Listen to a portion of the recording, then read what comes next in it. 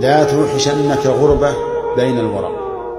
هذا هو الابتلاء والامتحان، ولا سيما في آخر الزمان، في زماننا هذا في آخر الزمان، وفي غربة من الدين. الغربة متى؟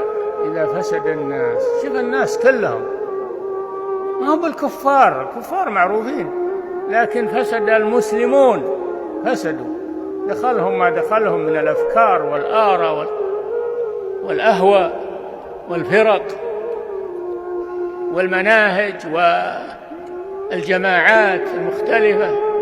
لا تستوحش منها، لأن أمامك أنس لا وحشة بعده، لكن إذا أنست مع الناس في مخالفة الشرع فهذا أنس بعده وحشة طويلة. فلا بد من الصبر، كما أخبر النبي صلى الله عليه وسلم يأتي عنا زمان الصابر على دينه كالقابض على جنبه، ويقول صلى الله عليه وسلم بدأ الإسلام غريبا وسيعود غريبا كما بدأ، فطوبى للغرباء.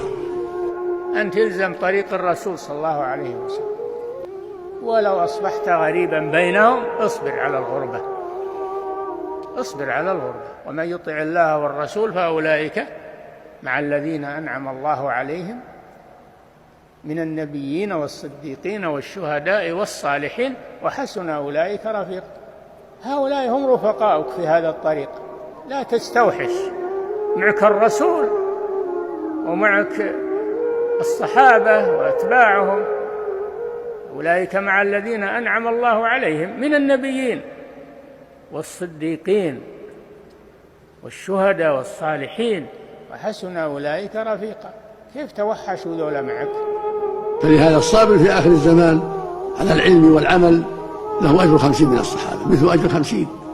أي كونك مع أبي بكر وعمر وعثمان وعلي والصحابة رضي الله عنهم، أو كونك مع فلان وعلان من أهل الضلال، ولو كانوا يدعون الإسلام وهم على ضلال لا تذهب معهم، خليك مع الطريق الصحيح واصبر عليه، اثبت عليه حتى تصل إلى الجنة.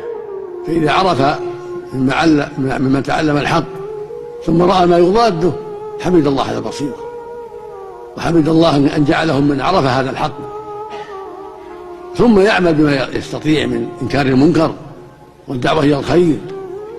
فاصبر قليلا إنما هي ساعة ثم تنقضي، لكن الشان كل الشان في الأنس بعد هذه الوحشة.